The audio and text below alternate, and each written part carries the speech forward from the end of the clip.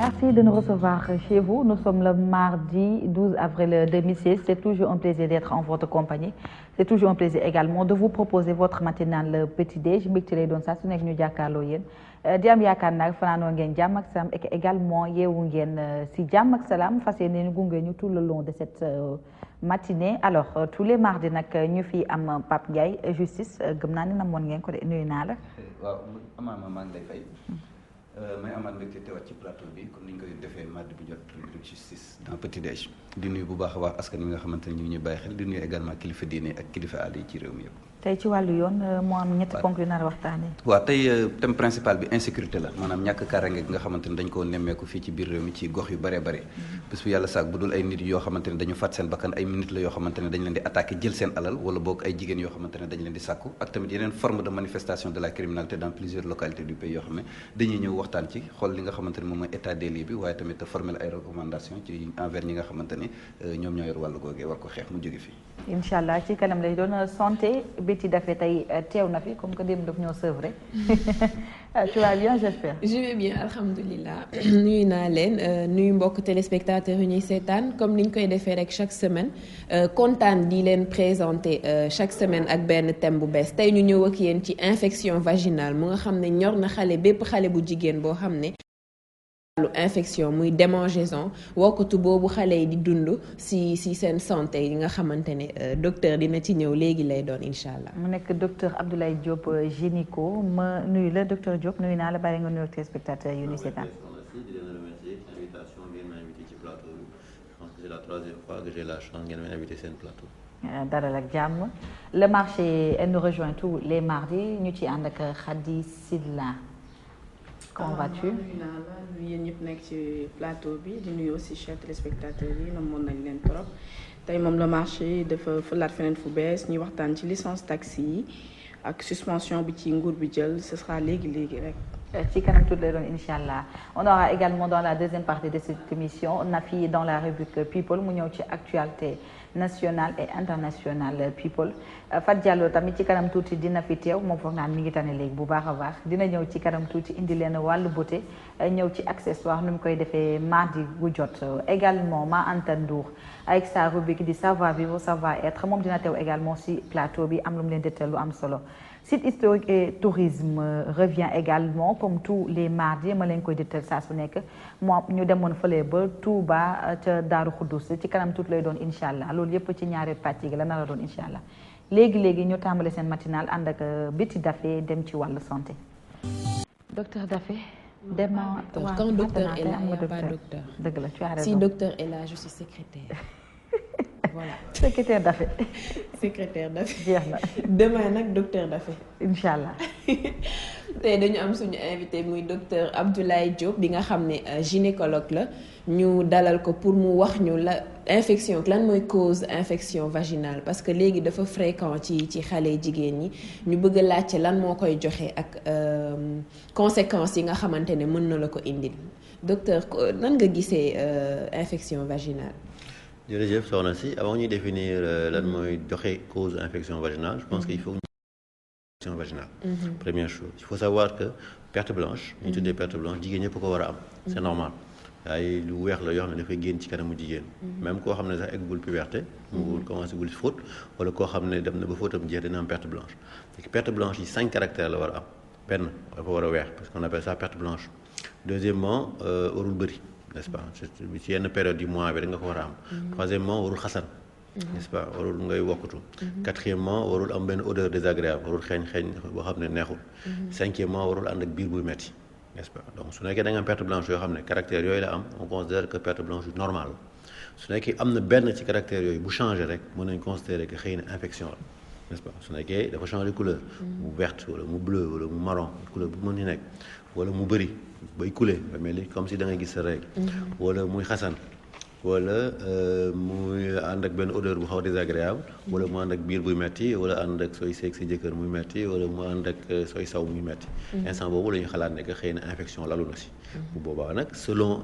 caractère bi perte blanche yi di wone mën nañ xam à peu près yan genre infection la am na infection yoo xam ne ay parasites ñoo koy joxe am na infection yoo xam ne ay bactéries ñoo koy joxe am na infection yoo xam ne ay virus ñoo koy joxe léegi soo demee kër docteur soo demee seet sa médecin sa gynécologue wala sa sage-femme selon aspect perte blanche yi wala selon caractéristiques yi mu àndal dinañ mën xam à peu près ban germe ndax yi xasan xam nañ ne c'est des champignons yi xam ne am na odeur désagréable xam nañ ne lii la wala xam nañ ne lële la su demee ba sore ba peut-être leerul ci li ngay soog a def benn analyse bu tudd PV prélèvement vaginal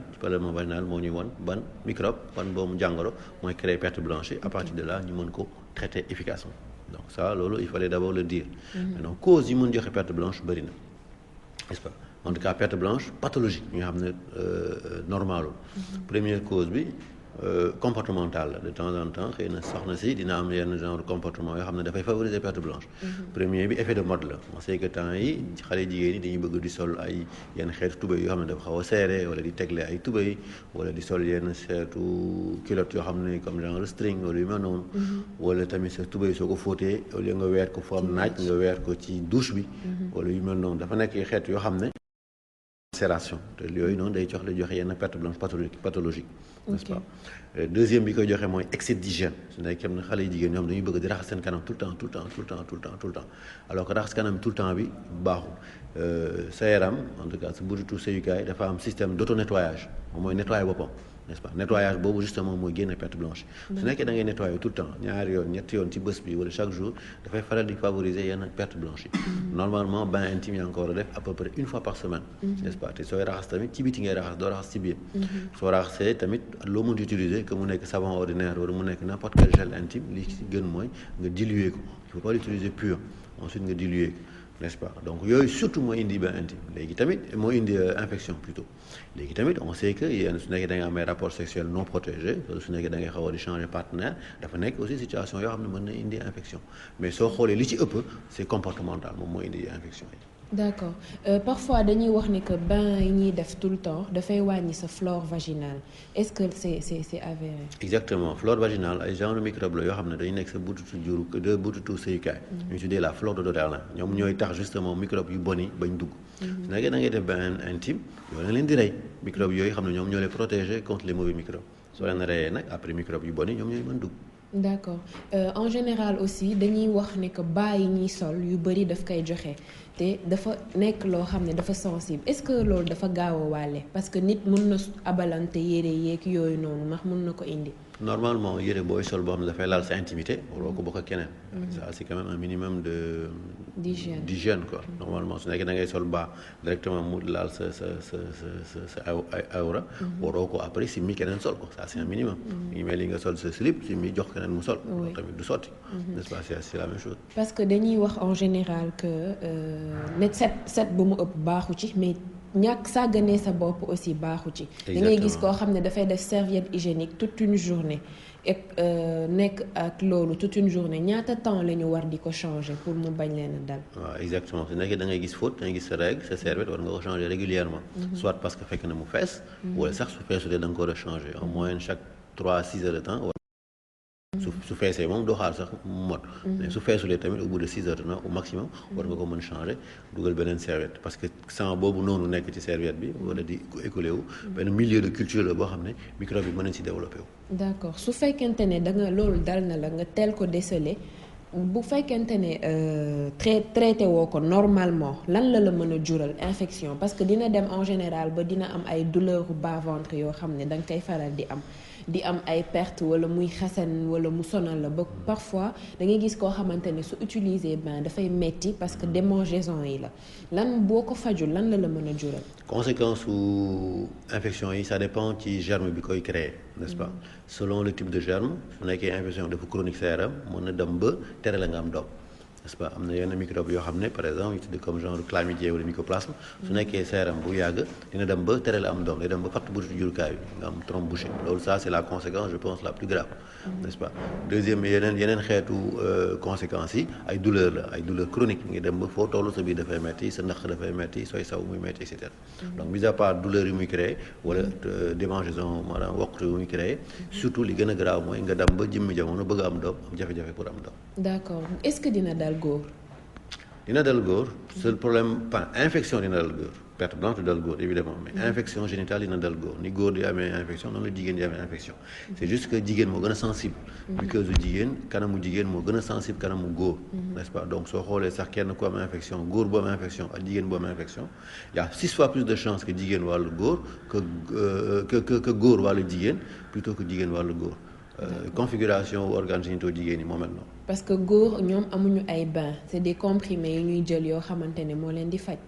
pas obligatoirement c'est-à-dire hygiène góor moo gën a yomb. ok hygiène intime góor moo gën a yomb le fait que mu su sangoo nii raxas kanamam jeex na quoi. alors que jigéen tout le temps ñoom seen hygiène c'est un peu plus délicat. la manière de le faire. d'accord vous avez des questions. docteur peut-être ci cause yi laay ñëwaat ba tey comme ni ñu ci causé ak manifestation yi bëggoon xam damay dégg ñu naan faral naa ñàkk sol slip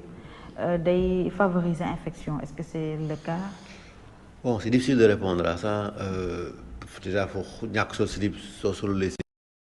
bi ngay sol wala beneen tubéy bi ngay sol su nekkee ànd nag set a priori moi je trouve pas de problème mais li gën mooy hygiène bi gën mooy avant nga sol sa tubéy nga jiital quelque chose quand même sous-vêtement au-delà cause yi fi énuméré est-ce que am na cause yoo xam ne peut-être ñun dañ koy sàggane wala duñ ko bàyyi xel te mu nekk loo xam ne facteur la pour joxe infection. waaw cause yi muy wax noonu moo nekk nii c'est-à-dire cause comportementale yi hygiène intime bi cause sexuelle yi évidemment je pense que loolu mooy cause yi habituellement quoi. d'accord habituellement. d'accord je pense que da nga am question. non man dama ko bëggoon laaj parce que ñu bari dañuy naan infection génitale yi c'est des maladies honteuses ñu bari duñu bëgg a dem hôpital dañuy bëgg a def automédication fajal seen bopp yan conséquences la ñu mën a jural parce que ñu jigéen ñu bari wala da ngay dégg mag yi di la naan après ces règles del baxal kii gowe di ko naan ndey raxas sa kanam est-ce que yooyu noonu sur le plan scientifique c'est prouvé que gowe am na ay vertus. bon man automédication boobu noonu rafetlu ma ko du ma ko préconiser quoi. Il faut pas que infection yooyu noonu nekk quelque chose de honteux warul nekk loo xam ne dañ ci war a rus parce que wane nañ léegi nii que du ñàkk set moo la koy indil la plupart du temps soit léeg-léeg set bu ëpp lay doon wala léeg-léeg ñàkk xam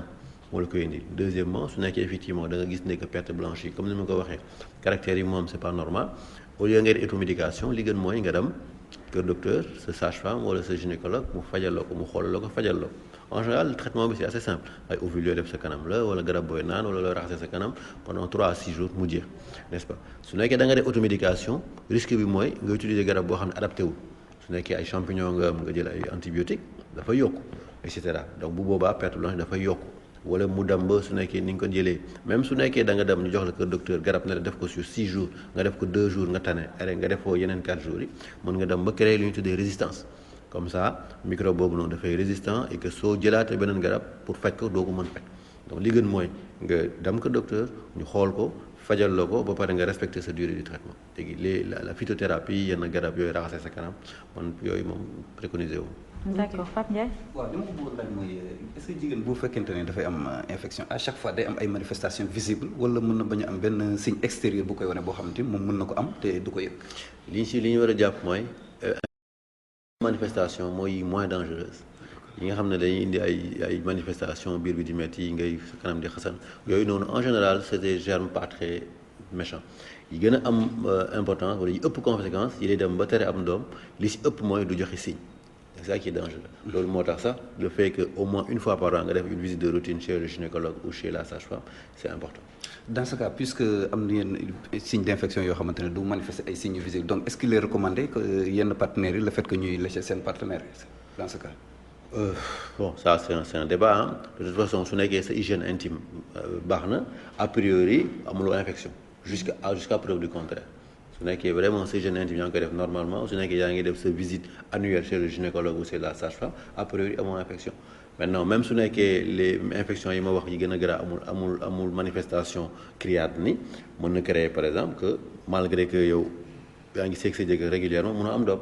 ce qui veut dire que xëy na am na lu lalu ci ginnaaw bu boobaa nag su ñu defee un prélèvement vaginal dina gis nekk am na benn germe boo xam ne même su nekkee amul manifestation moom moo lay tere am doom par exemple. donc dernière question sur le plan médical ban recommandation ngay def par rapport ak pratique boobu également. ban pratique. le fait que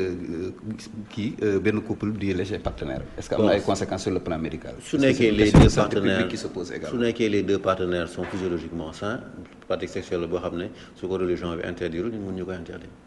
d'accord Betty. c'est important te infection vaginale léegi docteur xam na ci dara dafa fréquent li ngeen di recevoir ci jigéen est-ce que dina dal en général les vieilles femmes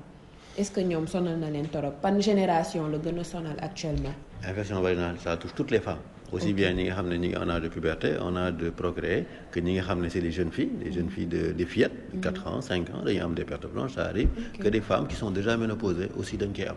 et d'ailleurs pour ñoom c'est peut-être un peu plus dangereux parce que après la ménopause ci la yenn manifestation ou yenn lésions précancéreuses yi di feeñ donc am yenn xeetu perte blanche yi après la ménopause mën a nekk un témoin de lésion boo xam ne soo ko fajulee mën a évoluer vers un cancer donc c'est d'autant plus dangereux. ok donc ñooñu lan nga leen di conseiller ñuy def frottis wala ñuy ñëw tout le temps d'ici. même chose def une visite annuelle n'est-ce pas frottis bi par exemple cancer du col de l'utérus infection moo ko joxe. benn germe bu tudd le HPV le human papillomavirus moom moo koy joxe te en général HPV boobu justement du joxe signe frottis moo la ko mën woon n'est-ce pas soo ko amee une première fois du joxe signe nga denc ko sa yaram pendant 5 ans 10 ans fajuloo ko mu joxe lésion type 1 lésion type 1 boobu soo ko fajulee pendant 5 ans 10 ans mu joxe lésion type 2 lésion type 2 boobu aussi même chose 5 ans 10 ans soo ko fajulee mu joxe la lésion type 3 mais type 3 soo xasee ba am rapidement da nga évoluer vers un cancer donc entre lésion bi lay jox type 1 ba lésion bi lay jox cancer il va se passer quelque chose comme 15 à 30 ans donc soo ko amee cancer du col ça veut dire que toog nga peut-être 15 à 30 ans yoo xam ne dafoo sa frottis ce qui n'est pas normal. Or, on sait qu'au Sénégal, chaque jour, il y a 5 femmes qui ont le cancer du col de l'utérus. Okay. Donc, c'est pas normal. Ça veut dire qu'il y a 5 femmes au Sénégal qui ont chaque jour, ils ont 30 ans, ils ont une frottis, ou ils ont une visite gynécologique normale, régulière. Donc, frottis, dans quel conseil, à partir de quel âge? Les jeunes mamans, les jeunes filles, ou les dames, ban âge on va commencer? Le premier frottis, normalement, il faut le faire dans l'année qui suit le premier rapport sexuel. D'accord. Le premier frottis. Maintenant, à partir de l'âge de 30 ans, il faut faire en moyenne un frottis par an selon les écoles il faut faire un frottis chaque 3 ans si le frottis est normal d'autres disent qu'il faut faire un frottis chaque an mais à partir de la quarantaine maintenant vu le caractère dangereux du cancer du col il faut faire un frottis chaque année mais frottis bi c'est pour éviter le cancer du col de l'utérus. D'accord.